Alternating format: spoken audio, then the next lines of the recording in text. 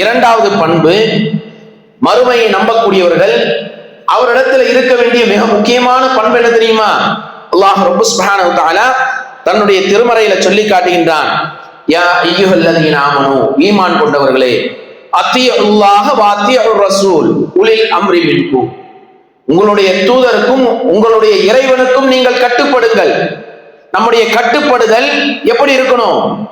இபாதத்துல இருந்தாலும் சரி, வாழ்க்கையினுடைய ஏனைய காரியங்களாக இருந்தாலும் சரி, பழக்க வழக்கங்களாக இருந்தாலும் சரி, எல்லா விஷயத்திலும் இறைவன் என்ன சொல்லி இருக்கான், எப்படி இந்த காரியத்தை நாம் கைகாரியம் செய்ய வேண்டும், எப்படி இந்த வேலையை நம்ம செய்யணும், எப்படி இந்த இபாதத்தை நாம் செய்ய வேண்டும் என்று ஒவ்வொன்றையும் பார்த்து அல்லாஹுடைய கட்டளை எப்படி இருக்கு, அல்லாஹுடைய தூதர் ஸல்லல்லாஹு அலைஹி வஸல்லம் வழிகாட்டுதல்கள் எப்படி இருக்குது என்பதை பார்த்து பார்த்து முழுவதுமாக நம்மை இறைவனுக்காக வேண்டி கட்டுப்படக்கூடிய ஒரு வாழ்க்கையை நாம் அமைச்சுக்கணும்.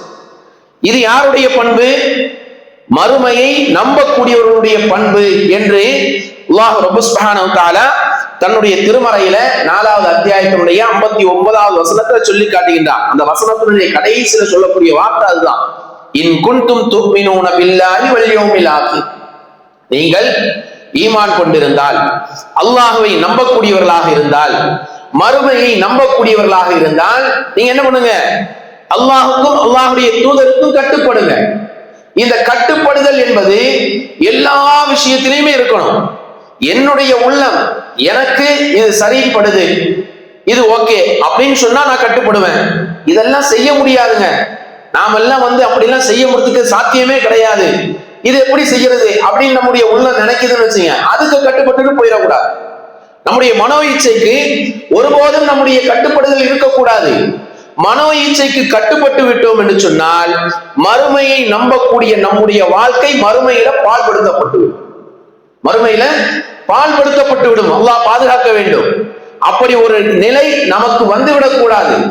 எல்லா நேரத்திலும் எல்லா சந்தர்ப்பங்களிலும் இறைவனுக்கும் இறை தூதருக்கும் கட்டுப்பட்டு நடக்கக்கூடியவர்களாக இருக்கணும். அந்த வசனத்துல அடுத்து ஒரு செய்தியை சொல்றான், உலில் அம்ரி மின்கும், உங்களிடத்தில் தலைவராக இருக்கக்கூடியவர்கள், அதாவது பொறுப்புதாரிகளாக இருக்கக்கூடியவர்களுக்கு நீங்க கட்டுப்படணும். அந்த கட்டுப்படுதல் என்பது சரியான அடிப்படையில் இருக்க வேண்டும் என்று அல்லாஹ் ரப்பல் சுப்ஹானஹு வ தஆலா சொல்லி காட்டுகின்றார். இப்ப இரண்டாவது பண்பு என்ன? அல்லாஹுக்கும் அல்லாஹுடைய தூதருக்கும் கட்டுப்படணும். முதல்ல தொழுகையை பேணணும், இரண்டாவது அல்லாஹுக்கும் அல்லாஹுடைய தூதருக்கும் கட்டுப்பட வேண்டும்.